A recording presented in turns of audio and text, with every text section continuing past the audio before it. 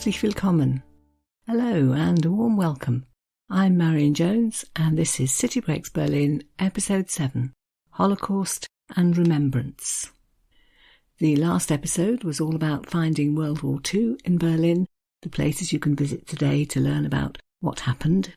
But I quite deliberately left out one huge topic because I thought it deserved an episode to itself, and that is indeed the Holocaust and the way in which it's remembered in Berlin today.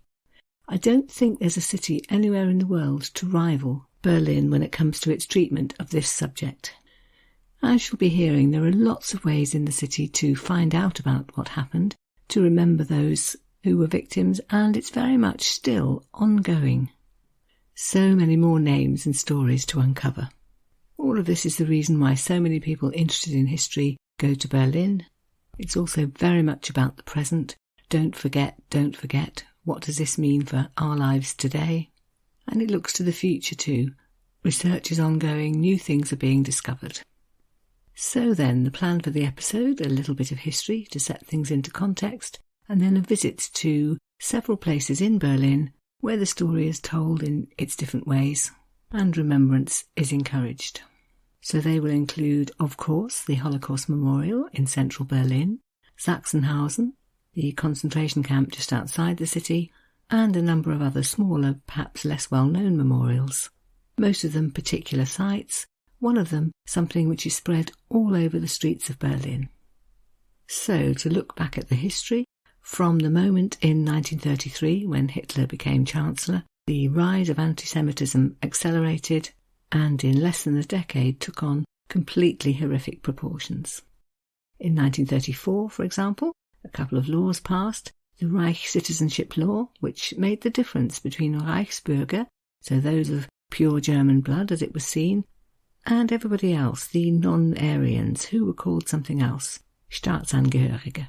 So the beginning of the division being cemented into law, and roughly at the same time also something called the Law for the Protection of German Blood and German Honour, which meant effectively that Jews and non-Jews were no longer allowed to marry.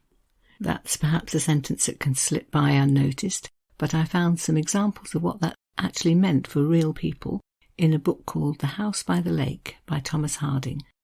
It's actually the story of a house just outside Berlin on Lake Wannsee and all the people who lived in it all through the 20th century. In the 1930s, it was being used as a summer house for his grandmother Elsie, who was a young woman at the time, her siblings and their parents. And here are just 3 examples that he gave. So one of Elsie's friends, a man, was in love with a girl who wasn't Jewish. Immediate problems for them, and Elsie's response was to invite them to make use of her flat in central Berlin so they could continue their relationship, knowing what penalties she was risking for breaking the law. Hard labour, possibly even imprisonment. Thomas Harding also describes how Elsie's 2 brothers, so his 2 great-uncles, were forced to leave school simply because they were Jewish, and how, when they walked down the street of Berlin, people would shout out at them, "Dirty Jew." Just near the house, which they used as a summer house or a holiday home, was the Wannsee Strandbad, so a big bathing area on Lake Wannsee, at which suddenly appeared a sign which read, "Juden ist der Zutritt untersagt," which means entry is denied to Jewish people. Gradually the laws tightened for Jews. They weren't allowed to practice as doctors or lawyers. Soon they weren't allowed to teach in the schools. If they were business owners, they were boycotted. Big, well-known Jewish shops like Wartime and the KaDeWe, the Kaufhaus des Westens, saw a tailing off of customers. And much more sinisterly, raids and roundups began. Police would suddenly appear in Jewish areas like the Scheunenviertel, enter people's houses and take them away. Jews were encouraged by the government to emigrate. They were easily given exit documents. But there was also something called the Reichsfluchtsteuer, which was a tax they were charged before they could leave, meaning that yes, they could get out of the country, but they would have to leave their wealth behind. That too affected Elsie and the rest of the Alexander family. The young adults made it out to Switzerland, to London, but for their parents it was a problem. The father was a doctor. He needed to sell his clinic to pay all the tax that he would be charged for leaving the country, but that was difficult. The staff were Jewish, the patients were largely Jewish, nobody would buy it. And then in 1938, the Kristallnacht, known in English as the Night of Broken Glass. The night when violence broke out on a much larger scale. It was November the 9th, and a telegram was sent by the Gestapo to all the police units, stating the following, quote, "In shortest order, actions against Jews, and especially their synagogues, will take place in all of Germany. These are not to be interfered with." And sure enough, 2 days and nights followed when more than 1,000 synagogues were burnt down or badly damaged. Thousands of Jewish businesses were wrecked. Some 90 Jews were killed. Jewish hospitals and schools and cemeteries were all vandalized. 30,000 Jewish men were arrested and imprisoned in the concentration camps at Dachau, Buchenwald, and just outside Berlin, Saxenhausen. Here's part of an eyewitness account written by Inge, a survivor of the Berlin Kristallnacht, who wrote about it in her book called Ich trug den gelben Stern, I wore the yellow star. Quote, "On the morning of that 10th of November, the news came flooding in. All hell had broken out on the streets of Berlin.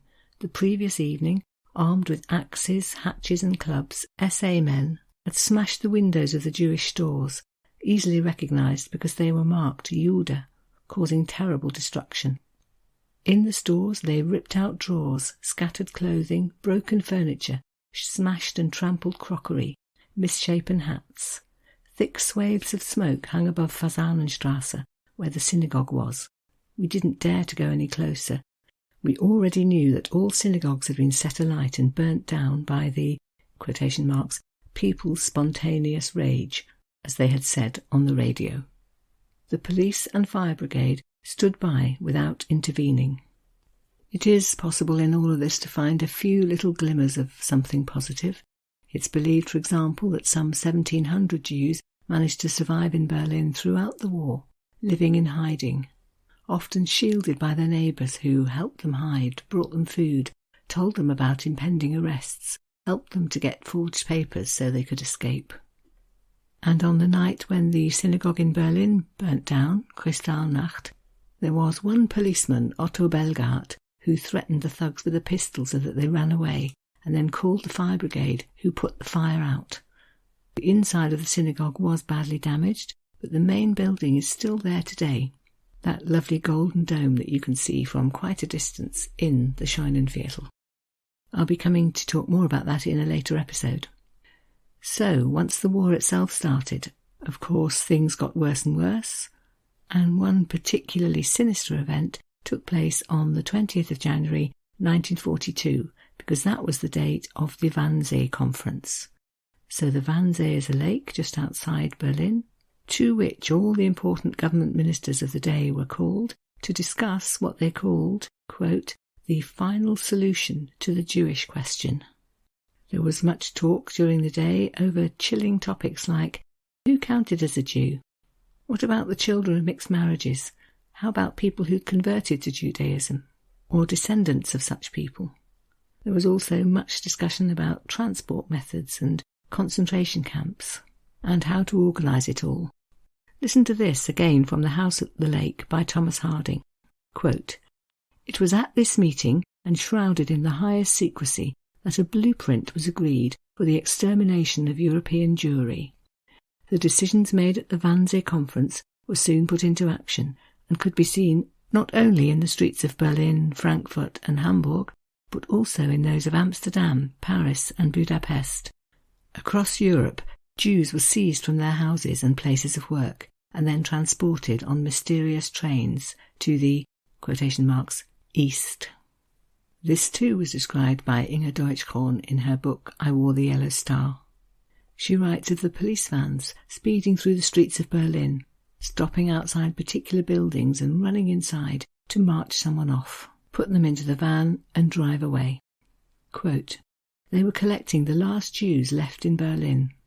They dragged them out of their homes and out of the factories, wherever they found them, and they took them with them just as they were, in pyjamas, in their work clothes, without coats. Watching from the window, I saw them. I can still see them now, as if frozen by shock, as they were shoved into vans by the policemen, SS men, plainclothes men. Quick, quick, they hurried them on. The police vans picked them up, drove away, returning again empty. And so coming on then to places in Berlin which you can visit today to learn more about these horrific stories, I want to start with Saxenhausen, the former concentration camp, now a memorial site, which is about 35 kilometres north of Berlin, and which you can visit by taking an S1 train to Oranienburg, and then when you get out it's about 2 kilometres on from there, and there is a bus. The Nazis began building Saxenhausen in 1936, so the same year that they were holding the Olympics in the city. On the one hand, they had turned Berlin into a showcase that the whole world could look at and hopefully be impressed, and at the same time they were building a prison camp just outside the city which, as Oliver Hilmers put it in his book Berlin 1936, would not, quote, under any circumstances be shown to international guests. More than 200,000 people were interned at Saxenhausen between 1936 and the end of the war in 1945.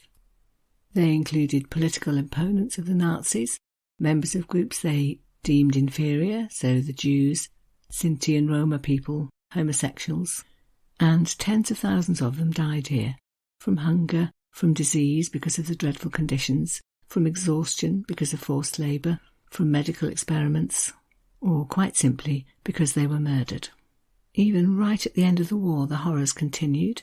So in April 1945, just as the Soviets were arriving in Berlin, the 30,000 people left in the camp were marched off in what became known as the death marches, as so many of them died en route. And what it meant was that the next day, when Soviet and Polish troops arrived to liberate the camp, they were not there. Truly then a place of horror. And it has been left as much as possible as it was, so that those who visit can get some understanding of what it was like, and you can walk around the site, and there are a number of different exhibitions there. I've picked out just a couple to mention. You can visit, for example, Barrack 38, in which almost 400 people were crammed, although it had been built for about 150, used initially for Jewish prisoners, although many of them were later deported to Auschwitz. And the exhibition in there is entitled Jewish Prisoners in Saxenhausen Concentration Camp, 1936 to 1945. It's arranged chronologically, and it tells the story of the camp through 74 individual lives, the focus being on all the different groups of people who were incarcerated here. In Barrack 39, there's an exhibition called The Everyday Life of Prisoners in Saxenhausen Concentration Camp.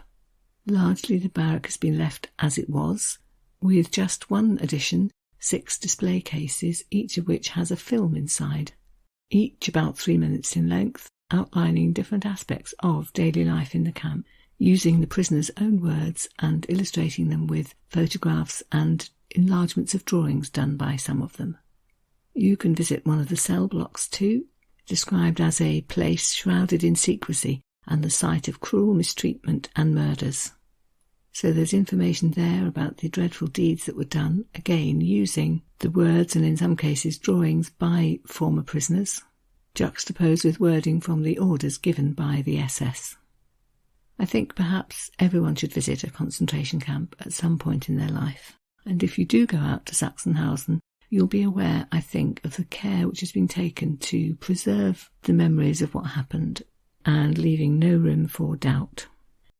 Coming back into central Berlin, the main memorial is, of course, the Holocaust Memorial, officially known as the Memorial to the Murdered Jews of Europe, and sited quite deliberately close to the Brandenburg Gate and the Parliament, so right in the heart of Berlin, and of such a size that you cannot possibly miss it. I think it was in the Lonely Planet guide that I saw it described as being football field sized. And it is, I think it's fair to say, unlike any other memorial. So it's a large space. It's got 2,711 different concrete slabs in it. It's built on a slight slope, so as you wander between them you feel quite deliberately a little bit uncertain, a little bit disorientated. There's no text or explanation, something the writer David Hare approved of. When he was asked why he thought that was, he said, because anything extra would be too much and not enough. There is on the site too an underground information centre with a timeline explaining exactly what happened, information on the victims, of whom there were 6 million, but focusing very much on individuals and families. There are lots and lots of documents and photographs, diaries, farewell letters. There is a separate room called the Room of Names, and in there the names of victims are projected onto the walls, giving their birth and death dates, and a little bit of information about each one. Berlin authorities put all of this together in collaboration with Yad Vashem, so Israel's main Holocaust Memorial, and the level of detail is quite amazing. Of course, it's salutary to stand in there and look at the names as they appear and disappear, but there's also a database that you can consult on screen, so if you're looking for particular names, you will be able to find them. I don't think everyone makes it down into the information centre, but I do think that anybody who goes to the memorial above ground is going to remember what they saw. It is just very striking. Here's a description of it by the writer Chloe Aridjis in her book, Book of Clouds. Quote, "Despite the hundreds of possible exits and entrances, it was hard not to feel an immediate wave of claustrophobia and disorientation, and wherever I looked, I saw dark pillars, some only 1/2 metre high, others looming overhead. The sloping ground made it hard to secure a foothold, and every few metres I found myself grabbing onto the slabs to steady myself, although I had the feeling that at any moment they might treacherously tilt away. It was like walking among 2,711 upended sarcophagi, 2,711 souls awaiting judgment in an ad hoc graveyard devoid of markings or inscriptions." The Holocaust Memorial opened in, I think it was 2005, and shortly after that, 2 further memorials followed. In 2008, the Memorial to Homosexuals Persecuted under Nazism, situated on the edge of the Tiergarten just south of the Holocaust Memorial itself. It's a slanted concrete column set in a sandpit, and if you look inside, you'll find there's a video playing on a loop of a same-sex couple kissing. In fact, 2 couples, 2 men and 2 women. So again, people who were persecuted brought right into the centre of Berlin and accepted. And likewise, in 2012, the Memorial to Sinti and Roma victims of Nazism, also on the edge of the Tierpark, just north of the Brandenburg Gate, a circular pool of water with a triangular stone in the centre, the triangle shape being a reference to the badges in different colours which prisoners in the camps were forced to wear. So a pink triangle for gays, a yellow one for Jews, and set in bronze, just around the pool, the words of a poem by the Roma poet Santino Spinelli called Auschwitz. And then there's a little collection of other memorials in museums in the Scheunenviertel, so the area of Berlin just north of Alexanderplatz, which was, in the early part of the 20th century, the main Jewish quarter in the city. Most notably perhaps is the Veit Museum, or to give it its proper title, the Museum Blindenwerkstatt Otto Veit. So Otto Veit was an employer who ran what was known as the Blind Workshop, a broom and brush factory really, which employed a lot of blind and deaf Jews. Otto Veit was known to Jews all over the area as somebody who was brave enough to take the risk and try and help them. He managed to protect quite a number of his staff from being deported. He got them false papers, he helped them hide and supplied them with food, and it's thought that he even used to bribe members of the Gestapo so that they wouldn't investigate his workshop too closely. The workshop today has been left pretty much as it was, with its simple wooden floors and the original equipment, but also it's been turned into a museum to remember this wonderful man. Black and white photographs from the time, including a picture of Otto Veit himself, letters and poems and postcards from his workers, describing their fear and their desperation, thanking him too, for example, for food parcels which he sent to people in the concentration camp of Theresienstadt. And you can see too the small windowless room in the furthest corner of the building, with an entrance hidden by a wardrobe. It was in there that people from the workshop hid, and there are framed photographs of some of them hanging on the walls. As part of the same complex, This is in the Rosenthaler Straße, number 39. I'll put the address and the links to both museums in the show notes. So in the same complex there is also the Anne Frank Zentrum, with an exhibition called All About Anne. She wasn't closely connected to Berlin. She grew up in Frankfurt in Germany, and when her family fled from there, went into hiding in Amsterdam. But her story is such a graphic illustration of persecution and its effect, particularly on young people, that it's told here too. And the Anne Frank Zentrum also runs walking tours of the area called Traces of Jewish Life. Not too far from Rosenthaler Straße, in another road called Rosenstraße, is something called the Block der Frauen, or Block of Women, a memorial to an uprising which took place in 1943, when there was a huge wave of deportations and arrests. Some 2,000 Jews, mostly men, who were partners with non-Jewish women, were arrested. Up until then they had been tolerated, so this was a dreadful new turn of events.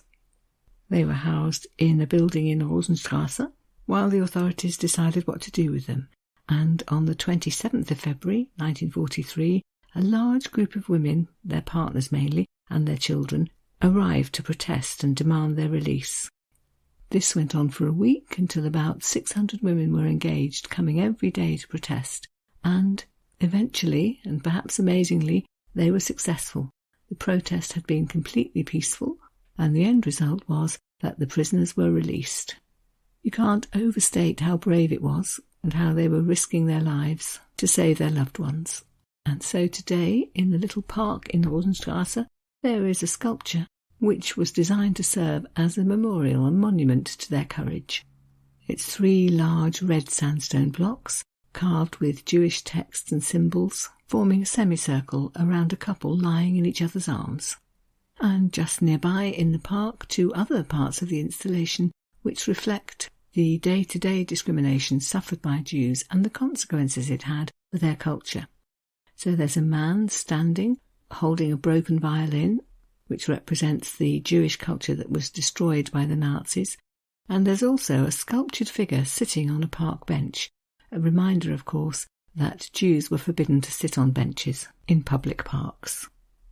All of those, then, are individual places you can visit, but there's one more form of memorial I haven't mentioned yet, and it's one which is not one place, it's spread all across the city, an artwork called in German the Stolpersteine. So a stein is a stone, stolpern means to stumble, so a Stolperstein is a stone that you stumble over. In fact, they're not stones, they're little brass plaques. They're set into the pavement all over Berlin, and each one is in memory of a particular person.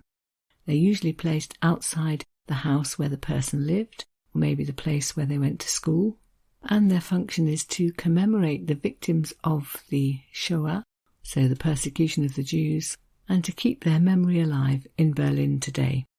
It's not just in Berlin, by the way, they're in cities all over Europe, I think, these days.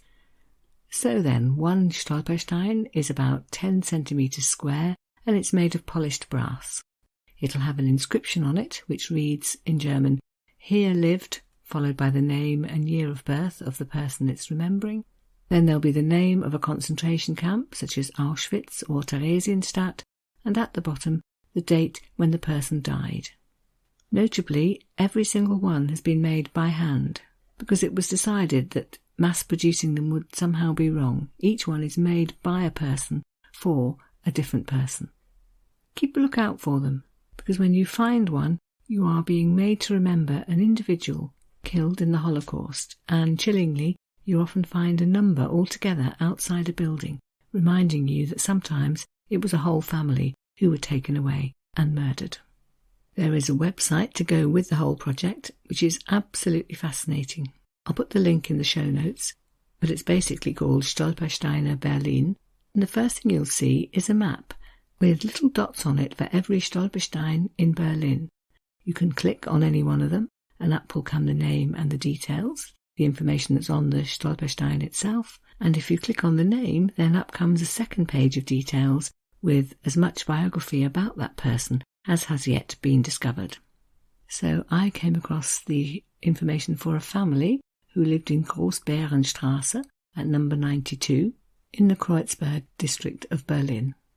The 4 stones were laid in January 2010, and one of them reads as follows: Keim home, 1902.